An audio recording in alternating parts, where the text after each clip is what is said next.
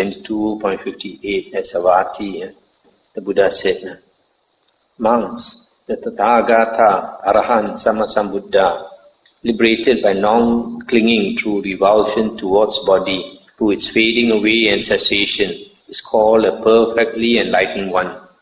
A monk liberated by wisdom, liberated by non-clinging through revulsion towards body, through its fading away and cessation, is called one liberated by wisdom. The Tathagata, Arahant, perfectly enlightened one, a Sammasambuddha, liberated by non-clinging through revulsion towards feeling, perception, volition, consciousness, through the fading away and cessation, is called a Sammasambuddha. A monk liberated by wisdom, liberated by non-clinging through revulsion towards feeling, perception, volition, consciousness, through the fading away and cessation, is called one liberated by wisdom. Therein, monks, what is the distinction? What is the disparity? What is the difference between the Tathagata, Arahant, Sammasambuddha and a monk liberated by wisdom? Stop here for a moment. This is also one important sutta. So the Buddha is saying that a Buddha is liberated because of revulsion of the five aggregates, and he does not cling to the five aggregates. And the disciple, the Arahant disciple, it becomes liberated in the same way by understanding the aggregates and then becoming disenchanted with the aggregates, seeing revulsion and then stop clinging to them, and then he also becomes liberated. So here the Buddha is saying, what's the difference between a Buddha and his disciple liberated? You see, during the Buddha's time, the Buddha is called the Arahant, Tathagata, Sammasambuddha. The monk disciples are not called Arahants, The monk disciples are called monk liberated by wisdom, or a monk liberated by mind, or a monk liberated both ways. Both ways means liberated by wisdom as well as liberated by mind. So the Buddha only is called the Arahant, and then later people don't understand, and they differentiate between the Buddha and the Arahant and say the Arahant has not finished his work, whereas the Buddha has finished his work. But we find in the suttas, the Buddha says, after you see the rest of the sutta, there's practically no difference between the Buddha and the Arahant disciple. And then the disciple said, Venerable Sir, our teachings are rooted in the Blessed One, guided by the Blessed One. Take recourse in the Blessed One. It would be good if the Blessed One would clear up the meaning of this statement. Having heard it from him, the monks will remember it. So here the Buddha is asking them, what's the difference between the teacher, the Buddha, and his disciple liberated by wisdom? And they could not explain, so they asked the Buddha to kindly explain. Then listen and attend closely, monks, I will speak. Yes, Venerable Sir, the monks replied. The Blessed One said, the Tathagata monks, Arahant, Sammasambuddha, is the originator of the path, unarisen before, the producer of the path, unproduced before, the declarer of the path, undeclared before. He is the knower of the path, the discoverer of the path, the one skilled in the path, and his disciples now dwell following that path and become possessed of it afterwards. This, monks, is the distinction, the disparity, the difference between the Tathagata, Arahant, Sammasambuddha, and a monk liberated by wisdom. That's the end of the sutta. So here the Buddha is saying that the Buddha is the one who first discovered the path. The path here means the Noble Eightfold Path. So the Noble Eightfold Path is a path that is practiced by all Buddhas and all Arahants. Anyone who wants to become liberated must practice this Noble Eightfold Path. This is the one and only way for liberation. Nowadays, people confuse learners by saying there are 84,000 Dhamma doors. The Buddha never mentioned even once that there are 84,000 Dhamma doors. The Buddha always says there's only one path to Nibbana, one path to liberation, only one and no other path, and that is the Noble Eightfold Path. So here the Buddha says that he is the one who has rediscovered the Noble Eightfold Path. He is the first to bring it back to this world. Okay, and he is very familiar with the path. He teaches the path. And he teaches his disciples the same path. And his disciples also follow him, practicing the same path. In other words, the path that the Buddha walks and his Arahant disciple walks is no different at all. It's just that the Buddha is the first Arahant and the others are later Arahants. So the Buddha said that is the only distinction, the difference between Arahant, the Buddha, and his disciples are liberated by wisdom. So you see here, in the Buddha's own words, he says actually there's no difference between him and his disciples. Only he is the first Arahant and they are later Arahants. Well, nowadays people don't understand. They make such a big distinction between the Buddha and the Arahant disciples, and they come up with a lot of things that the Buddha never said before. All that rubbish which the Buddha said. It's not found in the original suttas. Those are the words of disciples. Things like paramis, that the Buddha cultivated paramis for such a long time, 4 asankya kappas and 100 mahakappas. And when you look into the suttas, there's not a single sutta where the Buddha spoke about parami. The Buddha also never heard the word parami. We are so smart, we are smarter than the Buddha. We talk about parami. The Buddha doesn't understand what is parami. So this is very misleading when you talk about parami and that you have to cultivate paramis over such a long time. And then when you look closely, where do you find these teachings about the parami? They come from the Jataka stories. And the Jataka stories are so childish, and yet so many people believe in them. The deer can speak. The rabbit can talk like a human being. The rabbit can behave smarter than a human being. The story, the Jataka about the rabbit, he saw the hunter hunting the whole day in the forest. He could not kill any animal, so he was boiling the water, very hungry and nothing to eat. And according to the Jataka story, our Bodhisattva in the previous life was this rabbit. He saw this poor hunter, nothing to eat. He jumped into the boiling water, committed suicide for the hunter to eat. Such childish stories, a lot of people believe. And even the stories about the Buddha, Vesantara, Jataka, because he wanted to perfect his parami of giving, he gave away his wife and 2 children to a heartless beggar. He knows the beggar will beat them, will make them suffer and all that. Still he gave them away, which contradicts the Buddha's teachings. The Buddha says a wise man's charity must not harm himself, must not harm others. So in the case of this Vesantara Jataka, he harms his wife, he harms his 2 children, and he harms himself. All for what?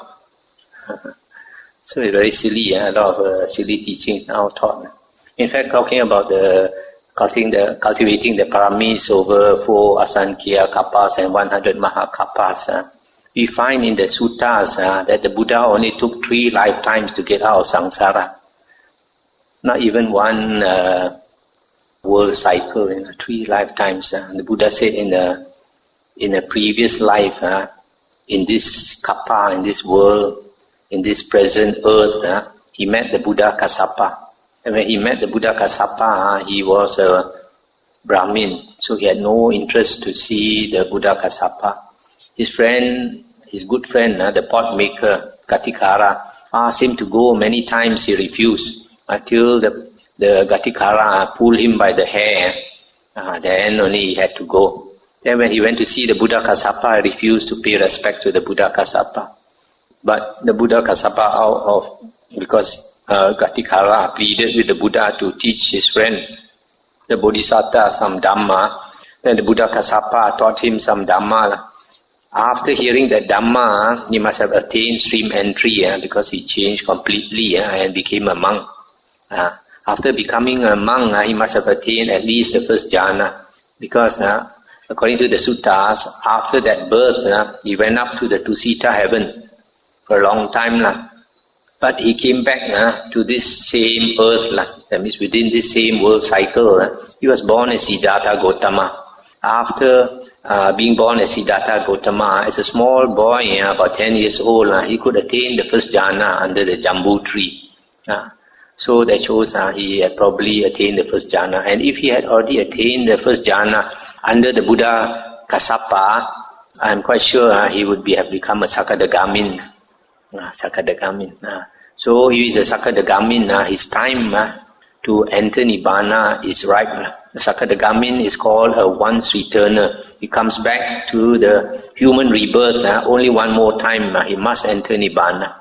From there we can understand why Siddhartha Gautama, with such a rich, wealthy, happy family, he gave up everything and went into the jungle and lived an ascetic life until he became enlightened. That can only happen because he's a Sakadagamin.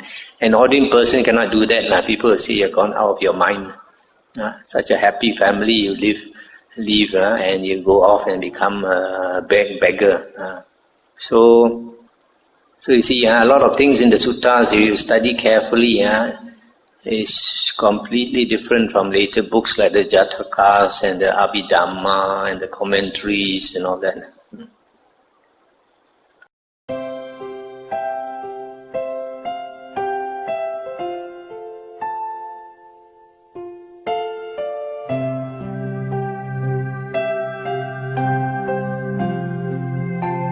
22.78 at Savatthi, page 913.